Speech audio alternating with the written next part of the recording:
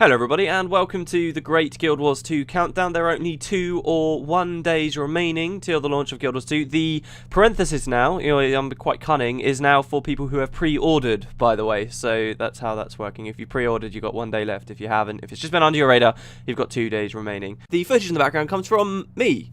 Yeah, this is actually me. This loading screen here, this is, I'm playing the game. So for today, we are still going to do news, we are still going to do Q&A, but I also thought I'd do a little bit of a section talking about my first experiences with Guild Wars 2 now that it is launched for us pre-purchase people, just to kind of whet the appetite, I suppose, of, hey, people that are in-game as well already, and those of you who are still just waiting 1 more day if you've pre-ordered, or 2 if Guild Wars 2's just been totally under your radar. So we'll wait till this loading screen ends and then we'll talk about news. Okay, there we go, much better. So I'm just going to be running around basically for news. Just before the game launched the other day, ArenaNet put out a new video of the game. It wasn't anything absolutely amazing, I've got to be honest, but they did put out a new video. It was essentially to advertise the Digital Deluxe items, one last grab, I suppose, of people that hadn't actually bought Digital Deluxe, but obviously do now have the option to for 2,000 gems in the gem store. In case you're wondering, that compares to 800 gems for character slots. I actually did still get a comment from someone saying, oh, these things aren't exclusive, this is going to be so annoying, oh, they told us that we do blah blah blah blah. But still, with 2,000 gems, even all of the comments about how they never really said it was going to be exclusive in the first place aside, 2,000 gems, I still don't think many people will buy it. But it did show off the Misfire Wolf, in fact, and it did show off the miniature Ritlock. The most interesting thing about the video, really, is it shows some interesting locales. One of them was the Diamond Priory, which you could vaguely see in the background, and the other one was an image of ore. I'm not sure how people might feel about that, because that kind of spoils what ore looks like in a very small way. And that's something I think a lot of us were excited to see and find out for ourselves. But that is what they put out. It was a video that they did. Hello, Mr. Lazy Worker.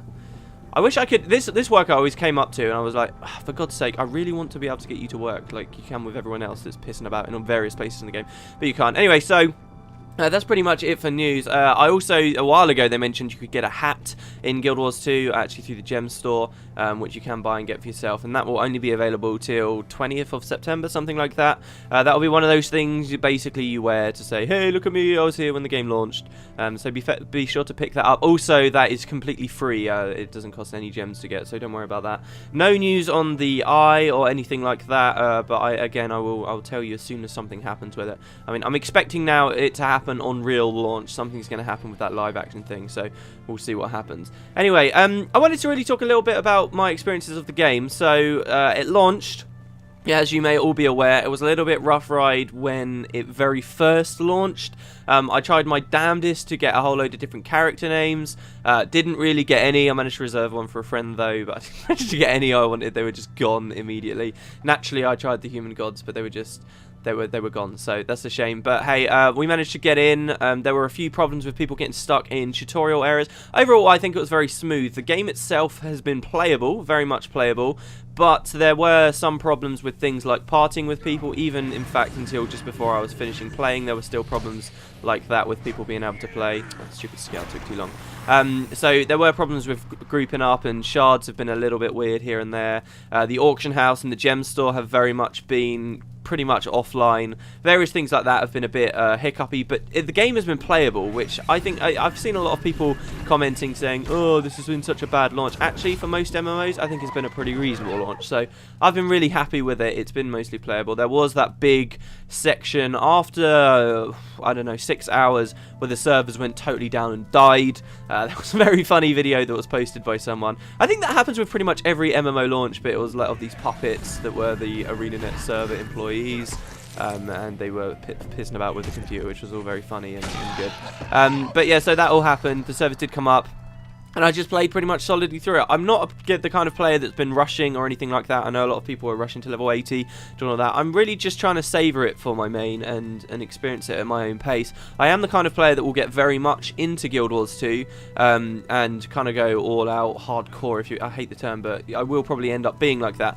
But I take my time as I go through it. So on that first time, if you look down in the bottom left-hand corner here, I played for 16 hours 40 minutes. That was all from my first play session, and I didn't stop to film or anything like that. It was obviously longer than that. I was up because I was up the day before, and then we had the three hours like where it was down, so I was pretty knackered. I've just kind of come back from about 12 hours of sleep, which is a lot for me, and now I'm coming in and starting to film for you guys. In that time, As I say, taking my time. I played a lot with my friends. We did all kinds of cool stuff. I took loads of screenshots because I always regretted never taking much screenshots when I first got into Guild Wars 1. I don't really have those. But yeah, so basically, one of the first things we did was we just got 100% in Divinity's Reach, and we got 100% in Queensdale as well. We kind of I took them into my personal story.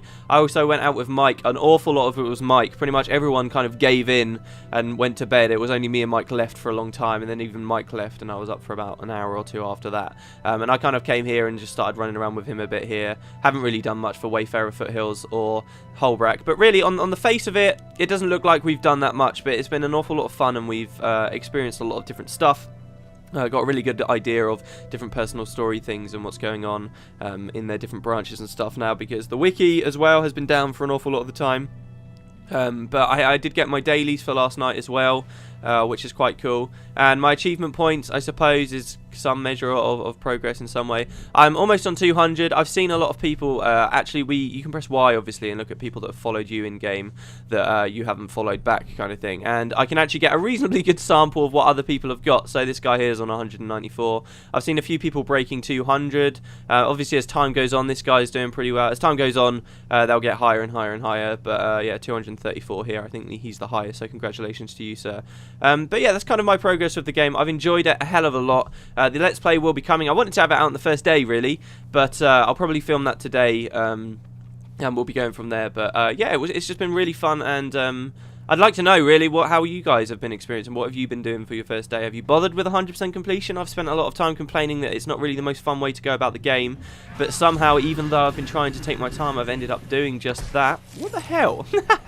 Really? Did you just go all the way over there? I've just ended up doing just that, and I haven't felt rushed, and I've actually been enjoying it very much, so I mean, I don't know what to say to that. It's just been a really good experience. So I'm just going to run around fighting stuff now. We'll go to the questions and answers, and yeah, we'll take it from there. So enjoy. This is just me pissing about in the Queen's Tower. I don't even know what I'm going to do, really, but yeah. I should probably clarify, actually, that I am still, once again, in case you missed it in the previous, I am still using community footage. It's just for today. I really wanted to let you guys see my character a bit. So as you can see, it's a Mesmer. I think I dinged to level 18 in this footage as we go forward now. So that's quite cool. And yeah, that's pretty much my main. It's a continuation of my main in Guild Wars 1, who was also a human male Mesmer. That's the only reason I picked the Mesmer, really. I didn't really like that much the direction that ArenaNet went with the Mesmer in Guild Wars 2. I was hoping, though, because I saw their balance, at least for the previous stress test in PvP, was pretty out the wazoo. So I thought, hey, maybe they are quite good if they get a bit stronger. I hadn't heard amazing things about them from previous Mesmer fans anyway, but I thought I'd try it, I'd give it a shot, I'd kind of re-continue my main.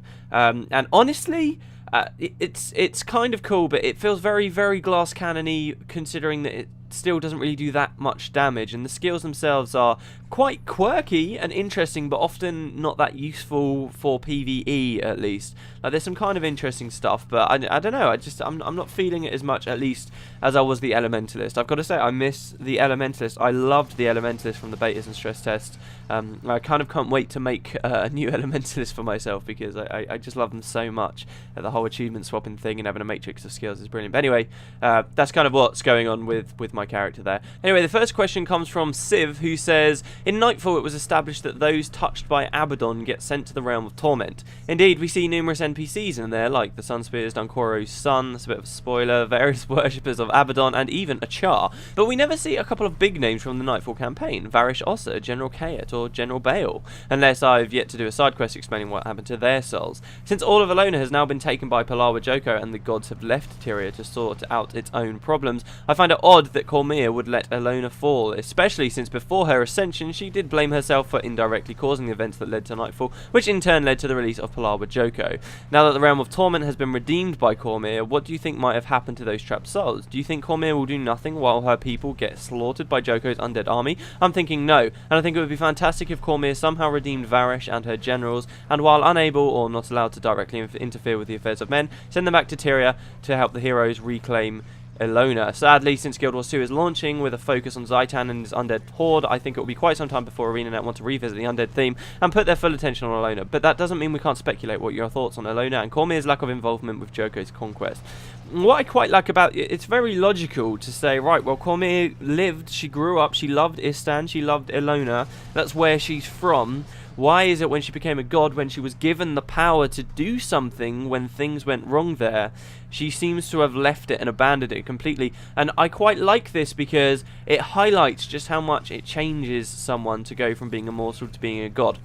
Really, you can kind of, I think, look at Cormier once she jumped into that ball of energy and became Cormier, the goddess of truth and water, or water for a time. When she became that, she kind of died. The Cormier we knew, the mortal Cormier, was gone. And I say she died not just because kind of she shed her mortal physical form and now has this godly form that, though yes, it kind of takes after her physical form in life, it's kind of something completely different now, it's glowing and that. Not just that, but she's been changed very much in mind too. It seems a lot happened in that instance. What a lot of people don't kind of realise, or a very cool subtlety that occurs in that cutscene, is you see Cormier run into the ball of energy, right?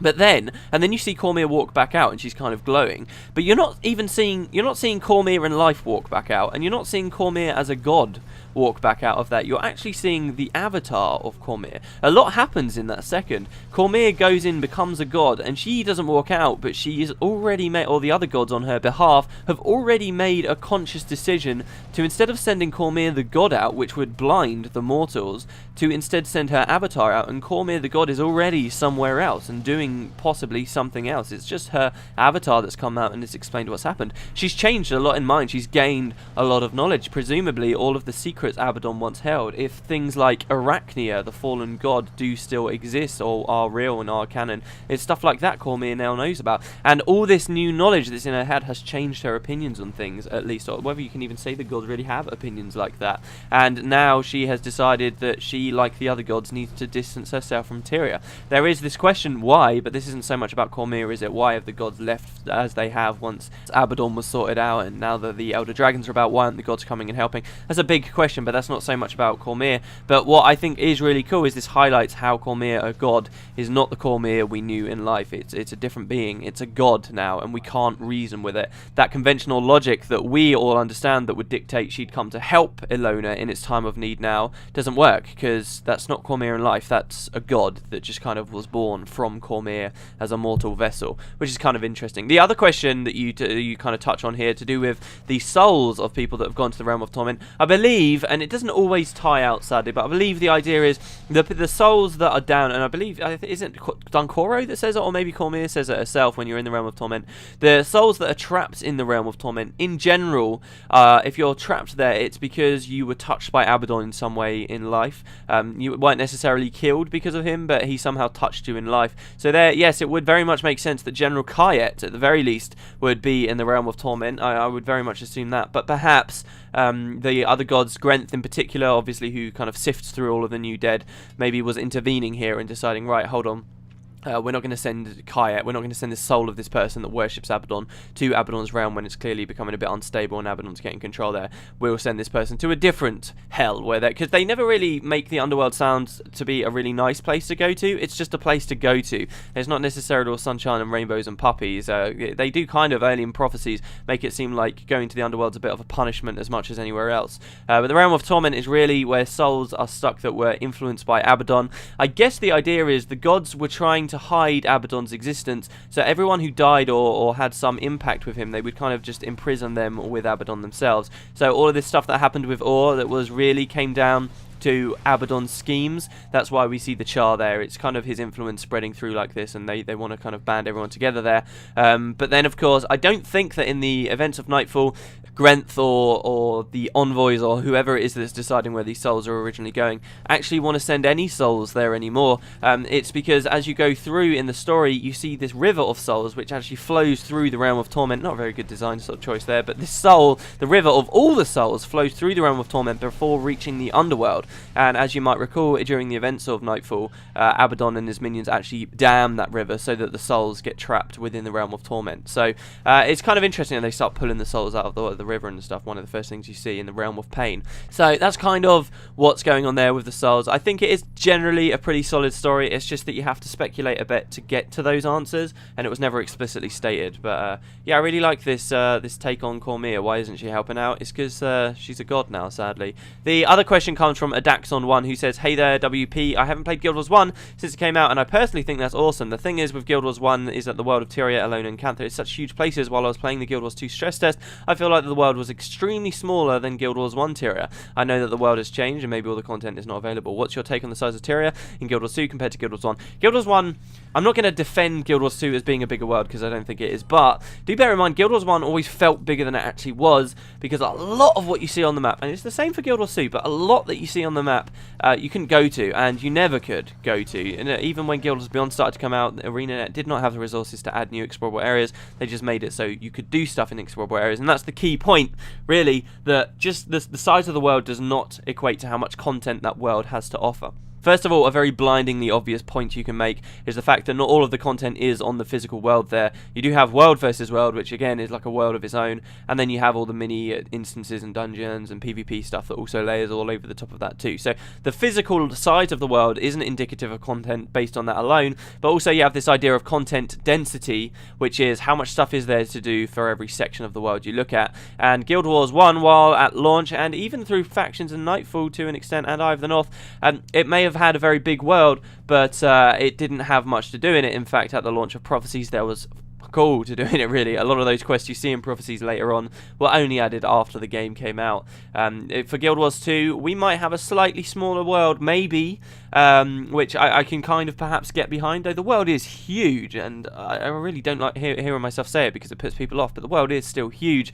But even in this huge world, or maybe this comparatively smaller world, it's got tons more to do. You'll spend way more time on a certain map of Guild Wars 2 than you ever would in Guild Wars 1, because you were just kind of running through. People joke that my LP of Guild Wars 1 is essentially just me running around, and for Prophecies that's what it is. It's because to make progress you're running around. I mean, I was going solo, so there's more running around than fighting, but it's just running from place to place to place. In Guild Wars 2 there's a lot more going on, so I don't think we should really judge Guild Wars 2 based on the size of its world. And looking at all the hints and stuff they've layered throughout all the explorables, I looked at that gate to the Crystal Desert and so forth.